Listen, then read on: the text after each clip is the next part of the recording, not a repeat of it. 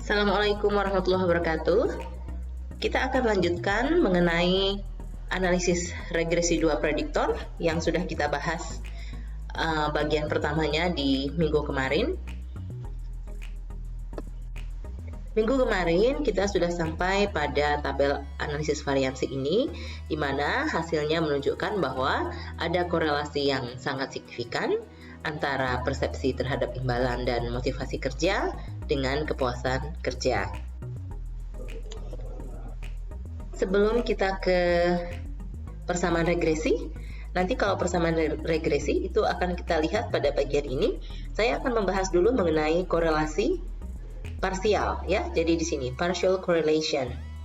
Korelasi parsial itu kita butuhkan ketika kita mempunyai lebih dari satu prediktor atau lebih dari satu variabel bebas. Yang kalau dalam contoh ini prediktor kita kan ada 2 ya, motivasi kerja dan persepsi terhadap imbalan. Nah, kalau Anda lihat pada variabel di atas ini, korelasi antara motivasi kerja dengan kepuasan kerja 0,757, korelasi persepsi terhadap imbalan dengan kepuasan kerja 0,806. Nah, karena ada 2 variabel bebas, ketika kita mengkorelasikan motivasi kerja dengan kepuasan kerja, diasumsikan atau diduga ada pengaruh persepsi terhadap imbalan di situ, ya. Nah, oleh sebab itu, pengaruh persepsi terhadap imbalan kepada motivasi kerja itu harus kita kendalikan atau harus kita kontrol. Demikian juga ketika kita mengkorelasikan persepsi terhadap imbalan dengan kepuasan kerja, bisa jadi motivasi kerja ini mempunyai pengaruh terhadap persepsi terhadap imbalan.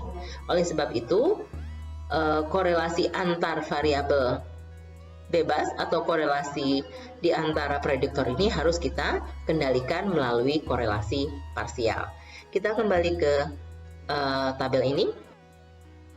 Kalau Anda lihat di zero order correlation ini adalah korelasi yang kita dapatkan dari korelasi produk momen di atas ya.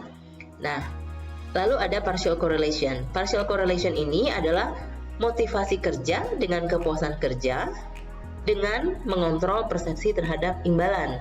Jadi, sebetulnya korelasi sebenarnya antara motivasi kerja dengan kepuasan kerja itu adalah sebesar 0,376 ya. Jadi tidak sebesar ini korelasinya. Kenapa bisa besar? Ya, mungkin ada pengaruh dari persepsi terhadap imbalan terhadap motivasi kerja. Sebaliknya begitu juga. Korelasi antara persepsi terhadap imbalan dengan kepuasan kerja di zero order itu sebesar 0,806.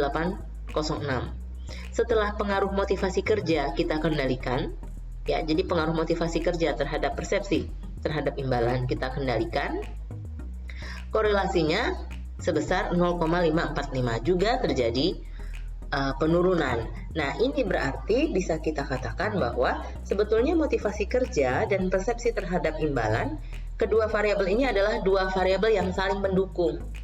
Jadi kalau motivasi kerjanya tinggi, maka persepsi terhadap imbalannya juga akan positif. Ya, atau kalau persepsi terhadap imbalannya positif, maka motivasi kerjanya juga itu akan tinggi. Oleh sebab itu, makanya sangat kelihatan bahwa ketika mereka secara sendiri-sendiri dan nilai variabel yang berikutnya, variabel yang kedua, prediktor yang kedua itu kita kendalikan, terjadi penurunan korelasi, ya.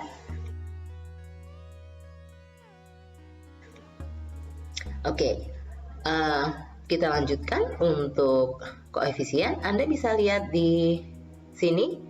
Ini adalah nilai konstanta. Jadi kalau kita punya persamaan regresi,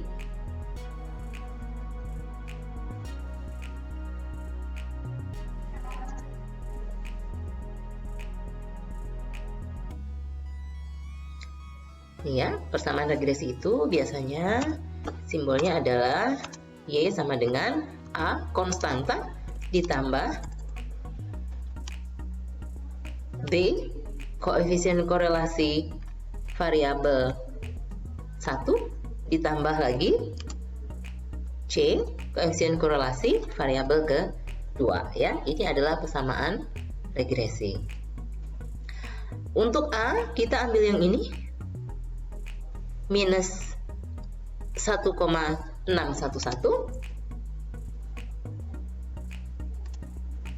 Jadi persamaan regresinya sama dengan min 1,611 ditambah B, kita ambil yang ini 0,083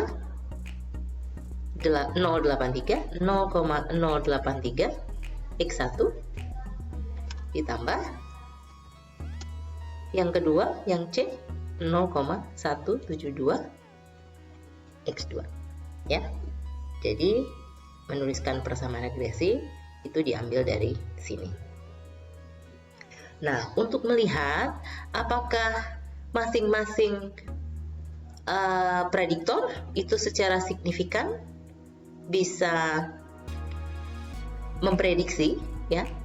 Jadi prediktor ini secara signifikan bisa memprediksi kriteriumnya. Jadi apakah motivasi kerja dan persepsi terhadap imbalan itu betul-betul bisa memprediksi kepuasan kerja? Kita lihat dari sini ya.